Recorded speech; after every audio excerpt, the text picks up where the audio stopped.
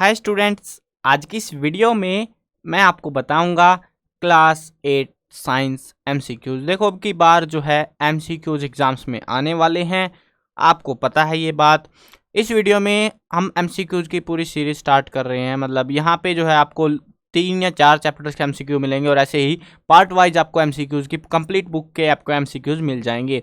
साथ में जो है सारे एमसीक्यूज लिखे हुए हैं हमारी वेबसाइट के ऊपर, तो वेबसाइट के ऊपर भी जाकर आप रीड आउट कर सकते हो। लिंक मैं डिस्क्रिप्शन में ऐड कर दूंगा। चलो शुरू करते हैं। मैं हूं अजय और आप देख रहे हैं CCL क्लास। अब यहाँ पे जो है हम एमसीक्यूज को जस्ट हमने जो है इस हिसाब से डिज़ाइन करा है एमसीक्यूज को कि आपको जो है आंसर्स हाइड रहेंगे और आप अपना पूरा टेस्ट यहाँ पे दे पाओगे। तो अगर अभी एग्ज़ाम्स आने वाले हैं, उसके लिए जो है आपको जस्ट एक ही काम करना है कि आपको आपकी प्रिपरेशन फास्टली करनी है और अच्छी करनी है। तो आपको इन क्वेश्चंस को टेस्ट आउट करके देखना है, टेस्ट लेके देखना है अपना, और स्कोर कमेंट में बता देना है कितना आया है आपका। चलो शुरू करते हैं अभी। तो अभी जो है हमारा पहला चैप्टर है। चैप्टर देखो, कुछ जो बोर्ड्स हैं उनका सिलेबस अलग अलग हो सकता है। ये एमसीक्यू सभी बोर्ड्स के लिए काम करेंगे। और उसके अलावा जो है अगर आपके में कोई चैप्टर इंक्लूडेड नहीं है, कुछ जो चैप्टर्स हैं कुछ बोर्ड्स ने हटा रखे हैं, तो अगर आपके में से कोई चैप्टर हटा हुआ है तो आप उस चैप्टर की जो एमसीक्यूज है उनको स्किप कर सकते हो और अगले चैप्टर पे प्रोसीड कर सकते हो। चलो अब शुरू करते हैं। पहला चैप्टर है हमारे पास में, चैप्टर का नाम है crop production and management, class 8 का है और चैप्टर नंबर 1 है आपका। यहाँ पे हमें जो है एग्रीकल्चर, क्रॉप्स, इन चीज़ों के बारे में पता चला है कि कैसे जो है खेती करी जाती है। अब देखते हैं इसमें पहला क्वेश्चन कौन सा आ रहा है हमारे पास में। तो पहला क्वेश्चन आ रहा है, the process of removal of weeds from the field is called, यानी कि एक प्रोसेस जिसके अंदर वीड्स को फील्ड से रिमूव किया जाता है उसको हम क्या कहते हैं। क्या हम उसको वीडिसाइड बोलते हैं, क्या हम उसको हार्वेस्टिंग बोलते हैं, क्या इरिगेशन बोलते हैं, क्या हम उसको वीडिंग बोलते हैं। देखो, ये चीज़ें जानना बहुत आसान है। अगर आपको ये जो टर्म है, अगर टर्म्स का मतलब पता है तो आपके लिए बहुत ईजी हो जाएगा ये, और अगर नहीं पता तो फिर थोड़ा हार्ड रहने वाला है। तो इसमें जो है इसका आंसर हमारा रहेगा वीडिंग, यानी कि इस प्रोसेस को हम क्या बोलते हैं, वीडिंग बोलते हैं। देखो, इरिगेशन होता है प्लांट उसमें क्रॉप्स के अंदर, प्लांट्स के अंदर वाटर देना, उसको हम इरिगेशन बोलते हैं। हार्वेस्टिंग होता है जब फसल पूरी बन जाती है, हमारी पक जाती है, उसके बाद उसको काट देना, उसको हार्वेस्टिंग बोला जाता है। वीडिंग, वीडिसाइड्स होते हैं कुछ केमिकल्स की हेल्प से वीड्स को रिमूव करना, बट हमने कहा है removal of weeds from the field. Normal जो प्रोसेस होता है उसको हम बोलते हैं वीडिंग। तो अभी अपना आंसर चेकआउट कर लेते हैं, हमारा आंसर क्या रहने वाला है। तो हमारा आंसर है वीडिंग। अगला क्वेश्चन देखते हैं, दूसरा question, the crop grown in rainy season is called. जो क्रॉप है, देखो दो टाइप की क्रॉप के बारे में हमने पढ़ा है, एक है रबी क्रॉप, एक है खरीफ क्रॉप। अब आप किस तरीके से याद रख सकते हो इसको, आर से रबी जो है, आर से याद रख लेना, आर से जो है रजाई लेनी पड़ेगी आपको, जिसको एक हिंदी मतलब है सर्दियों में काम आती है। यानी कि ये जो है ना, रबी क्रॉप का मतलब है कि आपको सर्दियों वाली क्रॉप्स के बारे में पूछा जा रहा है। खरीफ क्रॉप का मतलब क्या है, गर्मियों वाली। के से भी याद रख सकते हो, एक याद रख लो, के का मतलब है खराब हो जाएगी, आपकी कोई भी फसल है वो खराब हो जाएगी। खराब कब होगी, गर्मियों में होगी। तो इस तरीके से आप इनको याद रख सकते हो, डाउट ना बनने पाए, ठीक है। तो अभी हमें ये बताना है कि रेनी सीजन के इनमें से कौन सी क्रॉप है। अब आपको पता लग गया है, रबी तो भैया सर्दियों में उगती है, तो ये वाली कौन सी होगी, ऑब्वियस सी बात है खरीफ क्रॉप होने वाली है। अगला क्वेश्चन देखते हैं, the crop grown in winter season is called. अरे अभी तो बता के आए हैं, हाँ रबी क्रॉप है, बिल्कुल इजी क्वेश्चन था ये तो। मतलब ऑलरेडी एक्सप्लेन कर दिया था, तो एक्सप्लेन की जरूरत थी नहीं उसमें। The first step before growing crop is called. पहला स्टेप क्या होता है जब हम कोई क्रॉप को ग्रो करने के लिए जाते हैं, क्या हम पहले जो है इरिगेशन करते हैं, नहीं। Preparation of soil, harvesting, weeding. तो हार्वेस्टिंग तो लास्ट में होगी, ये लास्ट प्रोसेस है, फर्स्ट कैसे हो गया ये। और ये वीडिंग जो है, जब कुछ उगाएंगे तभी तो वीड्स हटाएंगे। तो कौन सा प्रोसेस रहेगा, प्रिपेरेशन ऑफ सोयल, यानी कि मिट्टी को तैयार करना। चलो आंसर चेकआउट कर लेते हैं, प्रिपेरेशन ऑफ सोयल। अगला क्वेश्चन है, पांचवा क्वेश्चन। क्वेश्चन है, control of weeds with chemicals is called. Chemical की हेल्प से वीड्स को कंट्रोल करना क्या कहलाता है। अब आप ऑल ऑफ दीज देख के ऑल ऑफ दीज मत भर देना, इसमें बहुत सारे स्टूडेंट्स यही करते हैं, ऑल ऑफ दीज ठोक देंगे जाते ही। आपको समझना है क्या पूछा गया है कि केमिकल्स के हेल्प से वीड्स को कंट्रोल करना या रिमूव करना, उसको हम बोलते हैं वीडिंग, थ्रेशिंग, वीडिसाइड्स, या फिर सभी सभी तो नहीं बोल सकते। तो थ्रेशिंग अलग प्रोसेस होता है, वीडिंग हम ऑलरेडी डिस्कस कर चुके हैं। बचा हुआ है वीडीसाइड्स, तो ये क्या होने वाला है, इसमें वीडीसाइड होने वाला है, यानी कि केमिकल की हेल्प से। मैंने ऑलरेडी जो आपको इस चीज़ को डिस्क्राइब कर दिया था, तो ये क्या होगा, आपका वीडीसाइड्स होगा। अब पूछा जा रहा है हमसे कुछ क्रॉप्स के बारे में, और ये जो है आपके चैप्टर के स्टार्टिंग में ही है, और आपको पता होना चाहिए कि कौन सी क्रॉप कौन सी है। दो दो चार चार एग्जाम्पल्स हैं दे रखे हैं उन्होंने, वो याद कर लेना, उनमें से कोई सा भी रैंडमली पूछ लिया जाता है। इस टाइप के क्वेश्चन आएंगे कि वीट क्या है, एक रबी क्रॉप है, खरीफ क्रॉप है। बहुत तो होने से रही, नन भी नहीं है, तो दो ही ऑप्शन बचे हैं, 50-50 चांस है, या तो रबी रहेगी या खरीफ रहेगी। अब आपको पता होना चाहिए कि आपकी जो वीट है वो कौन सी क्रॉप होती है। अब वीट उगता है सर्दियों में, सर्दियां कब आती हैं, रबी क्रॉप जब होती है, तो आंसर क्या रहेगा, रबी क्रॉप रहेगा आपका। Growing of same kind of plant on a large area is called, एक बड़े से एरिया में जो है प्लांट्स को उगा देना, उसको हम क्या बोलते हैं, crop, weeds, irrigation, all of this. देखो इरिगेशन तो आपको पता है, वीड्स भी नहीं बोलते, हम बोलते हैं क्रॉप, जिसके बारे में हम इस चैप्टर में पढ़े हैं, जिसको हम जानते हैं ऑलरेडी, तो आपका क्रॉप रहेगा। अब आगे पूछा गया है, कुछ और क्वेश्चंस आ रहे हैं हमारे पास में। क्वेश्चन है पैडी इज पैडी क्या है, रबी क्रॉप या खरीफ क्रॉप। आपको ये पता होना चाहिए कि पैडी कब उगती है, गर्मियों में उगती है। गर्मियों वाली क्रॉप कौन सी है, खरीफ क्रॉप है। देखो ये सिर्फ याद करने की चीज़ें हैं, इनमें ज़्यादा दिमाग लगाने वाला काम ही नहीं है। अगला क्वेश्चन देखते हैं। अगला क्वेश्चन है ग्राम के बारे में पूछा है कि ग्राम क्या है, एक रबी क्रॉप है या फिर एक खरीफ क्रॉप है। तो आपको पता होना चाहिए ग्राम कब उगता है, गेहूं के साथ में उगता है। गेहूं कब उगता है, रबी क्रॉप है, यानी सर्दियों में उगता है, तो ग्राम भी एक रबी क्रॉप है। कॉटन क्या है, लास्ट क्वेश्चन है हमारा, कॉटन क्या है। कॉटन एक रबी क्रॉप है, खरीफ क्रॉप है, दोनों तो होने से रही। तो कॉटन कब उगता है, कॉटन उगता है गर्मियों में, यानी कि ये एक जो है हमारी एक खरीफ क्रॉप है। देखो कॉटन जो है ना, थोड़ा सा आपको, ये तो बाकी चीज़ें तो आपने अपने अराउंड देखी भी होंगी, बट कॉटन का क्या सीन होता है, देखो आपको इन सिंपल मैं एक्सप्लेन कर सकता हूँ जिससे आपको याद रह पाए बस, ठीक है। देखो आर से मतलब सर्दियाँ, सर्दियों में बर्फबारी, हमारे एरिया में नहीं उगता, हरियाणा और ये नॉर्थर्न एरिया में इसको नहीं उगाया जाता, ये साउथ एरिया में ज़्यादा उगाया जाता है। और उधर के एरिया में जो है, एक तो वेदर ज़्यादातर तो नॉर्मल ही रहता है, क्योंकि ओशियन और बीचेस की वजह से, तो उनको ज़्यादा मैटर नहीं करती सर्दी गर्मी, बट अपने एरिया में करती है। लेकिन वहाँ पे जो एक सीज़न आता है जब अच्छा मौसम होता है वहाँ पे ग्रोइंग, और ये मतलब डस्ट फ्री सा मौसम हो जाता है, तो उस टाइम पे इसको उगाया जाता है ताकि अच्छा प्रोडक्शन हो पाए। तो ये एक खरीफ क्रॉप होती है, मेजरली जो है इसको उसी टाइम पे उगाया जाता है। बस याद रखने का एक तरीका है कि गर्मियों में गरम गरम हवा चलती है, और उसको जो है गर्मी चाहिए होती है, एनर्जी चाहिए होती है, जिससे वो ज़्यादा फूल सा होता है वो एक, तो वो खिल पाए, ठीक है। तो वो चीज़ है। अब देखते हैं अगला क्वेश्चन, मतलब अगला चैप्टर के बारे में डिस्कस करते हैं, अगले चैप्टर में क्या क्या होने वाला है हमारा। तो अगले चैप्टर के लिए हमको जाना पड़ेगा थोड़ा सा ऊपर यहाँ पे, और दूसरे चैप्टर में आ जाते हैं। दूसरे चैप्टर के अंदर क्या क्या है, चलो देखते हैं अभी। तो माइक्रो ऑर्गेनिज्म, फ्रेंड्स एंड फो, यानी कि दोस्त और दुश्मन, दोनों के बारे में हम यहाँ पे डिस्कस करेंगे, है ना। चलो पहला क्वेश्चन आ रहा है, क्वेश्चन है micro organisms are classified into how many groups. ये बहुत ही स्टार्टिंग वाला क्वेश्चन है, मतलब पहले ही पूछ लिया गया था। ये जब चैप्टर स्टार्ट होता है ना आपका, तभी आपको पता लग जाता है कि जो माइक्रो ऑर्गेनिज्म है उनको हमने डाइवर्सिफाई किया हुआ है 4 ग्रुप्स के अंदर। अगर आपको नहीं पता है तो याद कर लेना भैया, 4 ग्रुप्स के अंदर इसको डाइवर्सिफाई किया गया है। चलो आंसर दिखा देता हूँ, 4 रहेगा आपका।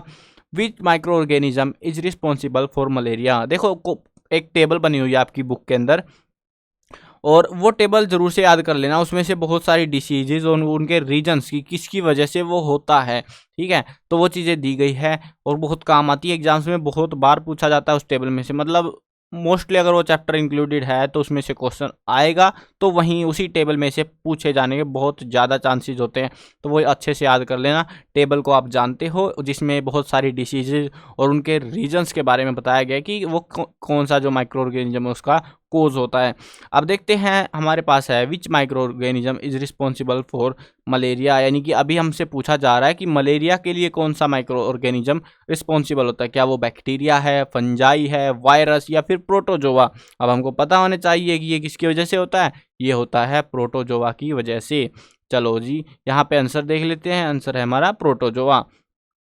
अगला क्वेश्चन है, Edward Jenner discovered the vaccine for. Edward Jenner ने किस चीज की वैक्सीन बनाई थी? स्मॉल पॉक्स की, मलेरिया, चिकन पॉक्स, पेंसिलिन, क्या हो सकता है? तो बस ये कंसेप्ट तो है नहीं कोई समझाने वाला, जस्ट याद करने वाली बात है कि एडवर्ड जेनर ने जो है स्मॉल पॉक्स के लिए जो है वैक्सीन बनाई थी। तो आंसर देख लेते हैं, हमारा आंसर क्या होने वाला है? आंसर है हमारा स्मॉल पॉक्स। अगला क्वेश्चन है, Alexander Fleming discovered medicine for. अब ये दूसरा साइंटिस्ट आ गया। अब अलेक्जेंडर फ्लेमिंग ने किसके लिए मेडिसिन बनाई थी? अब स्मॉल पॉक्स की तो वो बना के आ गया भाई साहब। अब एक ही बंदा इतनी सारी दवाइयाँ थोड़ी ना बनाएगा, तो दूसरा बंदा है, दूसरी दवाई बनाएगा। तो इसने क्या बनाया? मलेरिया बनाया, या चिकन पॉक्स, या फिर पेंसिलिन? तो इसके बारे में हमको पता होना चाहिए, बस याद करने वाली बात है। इसने बनाई थी पेंसिलिन। तो आंसर हम चेकआउट कर लेते हैं अपना, पेंसिलिन है। नेक्स्ट क्वेश्चन है, when a disease carrying microbe enter our body then our body produce. यानी कि जब कोई डिसीज हमारी बॉडी के अंदर एंटर कर जाती है तो उस टाइम पे बॉडी क्या बनाती है? क्या बॉडी हॉर्मोन्स बनाती है, एंटीबॉडीज बनाती है, एंटीबायोटिक्स बनाती है, या फिर वैक्सीन बनाती है? देखो कुछ टर्म्स हैं, अगर आपको पता होगा, हॉर्मोन्स जो है एक नेचुरल प्रोसेस होता है, और नेचुरल प्रोसेस के अंदर जो है शरीर को तो बनाना ही है, वो माइक्रोब एंटर करो ना करो वो बनाना ही पड़ेगा उसको, ठीक है ना। ये ग्रोथ और ये सारी चीज़ें रेगुलेशंस बॉडी की उसमें काम आते हैं, तो ये तो नहीं हो सकते। अब बचे क्या? 3 ऑप्शन। एंटीबॉडीज़। एंटीबॉडीज़ क्या होती हैं कि ये हमारा बॉडी जो है, जैसे कोई एनिमी एंटर करता है, यानी कोई माइक्रोब एंटर करता है, तो उस टाइम पे एंटीबॉडी शरीर बनाना स्टार्ट कर देता है, जिससे वो डिसीज़ को शरीर खुद ब खुद ख़त्म कर पाए। तो ऑप्शन तो रहेगा एंटीबॉडीज, ठीक है। हमने ये क्लैरिफाई कर दिया है क्यों रहेगा, क्या होता है ये। अब एंटीबायोटिक क्या होता है? ये दवाइयाँ होती है जो शरीर को इस काम को करने में मदद करती हैं। हमने दवाइयों के बारे में नहीं पूछा, हमने पूछा है शरीर क्या बनाता है। शरीर बनाता है एंटीबॉडीज। एंटीबायोटिक बाहर की दवाइयाँ होती है, ठीक है। वैक्सीन भी दवाई ही है। तो ये चीज़ें हैं। अभी देखते हैं आंसर क्या है हमारा, एंटीबॉडीज। अगला क्वेश्चन देखते हैं, the process of fermentation is done with the help of. Fermentation का जो प्रोसेस है कौन किसकी मदद से होता है? बैक्टीरिया, यीस्ट, या फिर दोनों, या फिर प्रोटोजोआ? अब वो देखना पड़ेगा कि हमको किसकी मदद से होता है। वो देखो, ये जो प्रोसेस होता है फर्मेंटेशन की हेल्प से शराब बनाई जाती है, वाइन जो होती है, नशा करने वाली चीज़ें वो बनती हैं, और भी बहुत सारे पर्पसेस होते हैं। तो ये जो है, ये 2 माइक्रो ऑर्गेनिज्म मिल के इस काम को सहायता करते हैं। बैक्टीरिया भी होता है उसमें, यीस्ट भी होता है। तो ऑप्शन इसीलिए दिया गया है बोथ ए एंड बी। तो आपका ऑप्शन क्या रहेगा? बोथ ए एंड बी रहेगा। चलो आंसर चेकआउट कर लेते हैं। अगला क्वेश्चन देखते हैं, amoeba is a type of micro organism. Amoeba किस टाइप का माइक्रो ऑर्गेनिज्म है? क्या वो एक बैक्टीरिया है, क्या वो फंजाई है, प्रोटोजोआ, एल्गी? तो वो क्या है एक? तो वो है एक हमारा प्रोटोजोआ। जस्ट आपको स्टार्टिंग में चैप्टर के पता लग जाती है चीज़ें, अगर आपने ठीक ठाक भी पढ़ा हुआ है तो आपको पता होगा। अगला क्वेश्चन देखते हैं। अगला क्वेश्चन है, which type of micro organism increases soil fertility. यानी कि कौन सा माइक्रो ऑर्गेनिज्म है जो सोइल की फर्टिलिटी को इंक्रीज करता है? Bacteria, fungi, protozoa, algae? तो ये चीज़ें भी, ये जो है काफ़ी वास्ट टॉपिक नहीं है, छोटा सा चैप्टर है। आपको याद होना चाहिए कि हेल्पिंग माइक्रो ऑर्गेनिज्म कौन सा है? बैक्टीरिया। बहुत हेल्प करता है बहुत सारी चीज़ों में। तो बैक्टीरिया ही वो माइक्रो ऑर्गेनिज्म है जो सोइल फर्टिलिटी में हेल्प करता है। कई बार एग्जाम्स में पूछा गया है, MCQ, याद रखना इसको अच्छे से। तो आंसर देख लेते हैं। आंसर है हमारा बैक्टीरिया। अगला क्वेश्चन है, communicable diseases spread through. Communicable diseases किसकी मदद से फैलती हैं? एयर, वाटर, फूड, सभी? तो क्या रहेगा हमारा? ऑल ऑफ दीज रहेगा। अगला क्वेश्चन देखते हैं, common cold disease is caused by. Common cold जो आम सर्दी जुकाम होता है वो किसकी मदद से फैलता है? देखो बहुत सारी दवाइयाँ हैं, मतलब माइक्रो ऑर्गेनिजम्स हैं, वायरस, बैक्टीरिया, प्रोटोजोआ, यीस्ट। तो इसमें क्या होगा? वायरस। देखो एक चीज़ ध्यान रखना, जो भी डिसीज वायरस की वजह से फैलती है उसका इलाज नहीं होता। जैसे मेडिसिन होते हैं ना, कि कोई मेडिसिन दी आपने और आपके शरीर के अंदर बैक्टीरिया, प्रोटोजोआ या यीस्ट कुछ घुस गया है, तो उसको हम मार सकते हैं, उसकी हम डेथ कर सकते हैं। लेकिन वायरस एक ऐसा माइक्रो ऑर्गेनिज्म है जिसको हम डेथ नहीं कर सकते। अगर डेथ नहीं होगी तो ये शरीर से बाहर निकलने वाला नहीं है। शरीर ऑटोमेटिकली इसको बाहर निकालता है ज़बरदस्ती, और बस बाहर ही निकाल सकता है, इसको ख़त्म नहीं कर सकता। जबकि कोई दूसरा माइक्रो ऑर्गेनिज्म अगर शरीर के अंदर एंटर करता है उसको ख़त्म कर देता है शरीर। यही एक रीज़न है जिसकी वजह से जो ये कॉमन कोल्ड होता है ये ठीक होने में टाइम लग जाता है, भले ही आप दवाई ले रहे हो या फिर नहीं ले रहे हो। तो आंसर क्या है हमारा? वायरस। अगला क्वेश्चन देखते हैं, malaria is caused by, malaria जो है किसकी मदद से फैलता है? डेंगू वायरस, कोरोना वायरस, ये हमने लगा दिया था ऑप्शन, मस्त है ना, अमीबा, पेंसिलियम। देखो वैसे भी पता है मलेरिया के लिए डेंगू रिस्पॉन्सिबल होता है, तो ये किसकी वजह से? डेंगू वायरस की वजह से। विच of the following is not caused by virus, इनमें से कौन सा वो चीज़ है जो वायरस की वजह से नहीं फैलती? पहला ऑप्शन आपका रहेगा polio, tuberculosis, chicken pox, meals. तो आपका क्या है इसमें से? ट्यूबरकुलोसिस है, वो टेबल में से ये क्वेश्चन भी, ठीक है। तो ट्यूबरकुलोसिस है जो वायरस की वजह से नहीं फैलता। विच of the following disease is not caused by bacteria, अब पूछ लिया हमसे कि बैक्टीरिया की वजह से कौन सी डिसीज है जो नहीं फैलती है, तो वो है हमारा ट्यूबरकुलोसिस, क्लोरिया, हेपेटाइटिस ए, टाइफाइड। तो वो हेपेटाइटिस ए है जो बैक्टीरिया की वजह से नहीं फैलता। अगला क्वेश्चन है, yeast is used in the production of sugar, alcohol, hydrochloric acid, oxygen. तो यीस्ट का जो इस्तेमाल है वो किस में को बनाने में किया जाता है? देखो हमने ऑलरेडी डिस्कस किया था, एक प्रोसेस बीच सी में आया था एक एमसीक्यू जिसमें फर्मेंटेशन के बारे में पूछा गया था, और वही एमसीक्यू आगे प्रोसीड हो रहा है यहाँ पे कि यीस्ट जो है किसके प्रोडक्शन में हेल्प करता है? अल्कोहल के प्रोडक्शन में हेल्प करता है ये। Carries of malaria causing protozoan is, मतलब कौन से प्रोटोजोआ होते हैं जो मलेरिया को कैरी करते हैं? फीमेल एनाफ्लीज, मॉस्किटोज, ये ऑब्वियस सी बात है मच्छरों की वजह से होता है मॉस्किटो, ठीक है ना, ये इजी आइडेंटिफाई करना। अगला क्वेश्चन देखते हैं, most common carrier of communicable disease is, क्या होती है? Ant, butterfly, house fly, spider. देखो सबसे ज़्यादा अपने घरों में क्या मिलेंगे आपको? क्या आपके घरों में चींटियाँ बहुत ज़्यादा हैं? बटरफ्लाई तो होती नहीं है, बहुत कम हो गई है। स्पाइडर्स होती हैं बट वो इतनी नहीं घूमती, वो एक ही जगह सोती रहती हैं। हाउस फ्लाई जो पूरे घर में तहलका मचा के रखती हैं, आप पीट पीट के भगाते हैं उनको लेकिन फिर भी जाके नहीं देती, और वही एक रीज़न होता है जो कि ज़्यादातर बीमारियां आपके घरों तक लेके आती हैं। चलो आंसर चेक कर लेते हैं, आंसर आपका हाउस फ्लाई। लास्ट क्वेश्चन आ गया, the process of conversion of sugar into alcohol is called, ये हमने पढ़ा था ना, अल्कोहल किससे बनता है? हाँ, दो माइक्रो ऑर्गेनिजम्स का हमने जिक्र किया था, और वो प्रोसेस था फर्मेंटेशन, तो वही आएगा यहाँ पे भी, यहाँ पे कौन सा दूसरा आएगा? तो ये है हमारा फर्मेंटेशन, ठीक है। तो ये थे आपके इस चैप्टर के एमसीक्यूज। अभी देखते हैं हम अगले चैप्टर के एमसीक्यूज, और अगला चैप्टर आपका सिंथेटिक फाइबर्स एंड प्लास्टिक। तो इसको जो है हम डिस्कस करेंगे यहाँ पे। अरे सरक जा, नाराज हो गया क्या? ये कभी कभी हो जाता है यार, पेन की वजह से काम नहीं करता सही से। चलो देखते हैं, ये चैप्टर का नाम है आपका सिंथेटिक फाइबर्स एंड प्लास्टिक। इसके भी एमसीक्यूज यहाँ पे होने वाले हैं। और देखो हरियाणा बोर्ड के हो अगर आप है तो 2022 के सेशन में ये चैप्टर आउट ऑफ सिलेबस है आपका, बट अगर आप कोई दूसरे बोर्ड से है वो देख लेना आप, हरियाणा बोर्ड का अगर बाद में वीडियो देख रहे हो नेक्स्ट ईयर।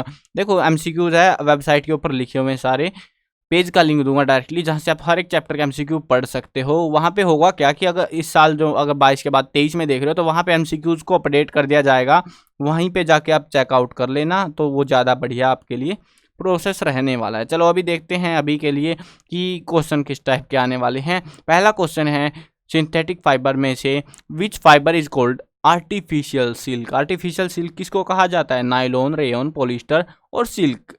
देखो सिल्क है, सिल्क को हम आर्टिफिशियल क्यों बोलेंगे, है ना, ऑब्वियस सी बात है, ये तो होने ही नहीं वाला। बचा क्या? नायलॉन, रेयन और पॉलिएस्टर। अब हमें पता होना चाहिए कि रेयन जो है एक ऐसा मटेरियल है जिसको हम आर्टिफिशियल सिल्क के नाम से जानते हैं। आंसर चेकआउट कर लेते हैं, rayon. Which of the following is a natural fibre, इनमें से नेचुरल फाइबर कौन सा है? देखो दूर से पहचान में आ रहा है कॉटन, अभी स्टार्टिंग वाले चैप्टर में हमने पढ़ा था कि कॉटन की खेती होती है, और खेती होती है तो मतलब हमको नेचर प्रोवाइड करती है, तो वो ऑप्शन भी क्या रहेगा हमारा? कॉटन रहेगा। चलो आंसर देख लेते हैं। अगला क्वेश्चन है, which of the following is man made fibre, इनमें से मैन मेड फाइबर कौन सा, यानी कि इंसानों ने कौन से को बनाया हुआ है? देखो वूल, वूल भी पता आपको कहाँ से प्राप्त होती है ना, कॉटन का पता है, बेसिक सी बातें हैं, ये जानवर से प्राप्त होती है, ये खेती से प्राप्त होती है। बचे क्या? पॉलिस्टर और सिल्क, सिल्क की भी खेती की जाती है। बचा क्या? पॉलिस्टर, तो ऑब्वियस सी बात है पॉलिस्टर होता है जो कि मैन मेड फाइबर है, इंसानों ने उसको बनाया हुआ है। Which of the following is not a biodegradable material, इनमें से बायोडिग्रेडेबल मटेरियल कौन सा नहीं है, मतलब वो बायोडिग्रेड नहीं होगा, माइक्रो ऑर्गेनिज्म उसको ख़त्म नहीं कर सकते।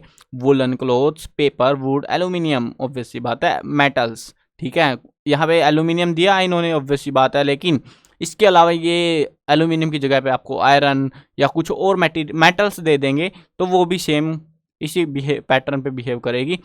अगला क्वेश्चन है प्लास्टिक क्या है? एक natural fibre, synthetic polymer, synthetic fibre, all of these. देखो ऑल ऑफ दीज तो होता ही नहीं ऐसे केसेस में, है ना।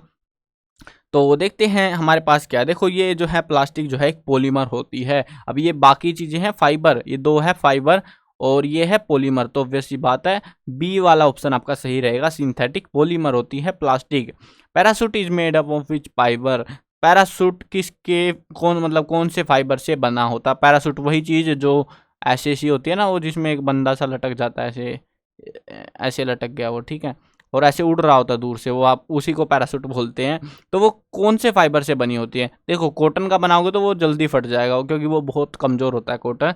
नाइलॉन, इकलौता ऐसा मटेरियल जिसके अंदर अद्भुत शक्तियां भरी होती है, तो नाइलॉन ही वो मटेरियल है, वो फाइबर है जिससे पैरासूट बनाया जाता है। नाइलॉन से रस्सियां भी बनाई जाती है जो ट्रैकिंग वगैरह में काम आती है, जो क्लाइंबर्स होते हैं माउंटेन पे जाते हैं तो वो भी नाइलॉन की बनी हुई रस्सियां लेके जाते हैं, जिससे होता क्या है कि एक तो इनका वेट बहुत कम होता है और इनकी जो स्ट्रेंथ होती है वेट के कंपैरिजन में वो बहुत ज़्यादा होती है। चलो अगला क्वेश्चन देखते हैं। हाँ आंसर तो दिखा दो इसका, नाइलॉन, ठीक है। Which of the following is not a property of plastic? इनमें से कौन सी जो है प्लास्टिक की प्रॉपर्टी नहीं है? क्या वो नॉन रिएक्टिव है, लाइट वेट है, वीक है, स्ट्रोंग है? देखो ऑब्वियस सी बात है प्लास्टिक नॉन रिएक्टिव है, तो ये पूछ रहे हैं तो प्रॉपर्टी हो गई, ये पूछ रहे हैं इनमें से प्रॉपर्टी नहीं है, ये तो प्रॉपर्टी है। लाइट वेट है, हाँ ऑब्वियस सी बात है लाइट वेट होती है। अब बात आ गई वीक है कि स्ट्रोंग है। देखो ऑब्वियस सी बात है, अगर आपको आइडिया है प्लास्टिक हमने भी यूज करी है, प्लास्टिक बहुत स्ट्रोंग होती है, तो ऑप्शन सी आपका गलत रहेगा इसमें से। मतलब इसमें से जो ये पूछ रहे हैं कि प्लास्टिक की प्रॉपर्टी नहीं है वो है वीक, यानी कि प्लास्टिक कमजोर नहीं होती, तो हमारा आंसर क्या रहेगा? वीक। तो ये थे आपके 3 चैप्टर के एमसीक्यू मैंने इसमें करा दिए हैं, क्योंकि वीडियो काफ़ी बड़ी हो रही है तो हम पार्ट 2, 3, 4 ऐसे निकाल के कंप्लीट बुक आपको करा देंगे। उसके अलावा इंपॉर्टेंट क्वेश्चंस भी प्रोवाइड कराएंगे, लिखे हुए हैं, सॉल्यूशंस भी है, सब कुछ है, मज़ा आएगा आपको। बस आपको एक ही काम करना है, चैनल के साथ जुड़ जाना है और सब्सक्राइब कर लेना है, साथ में घंटी वंटी दबा लेना ताकि अपडेट आए टाइम से पता लगता जाए।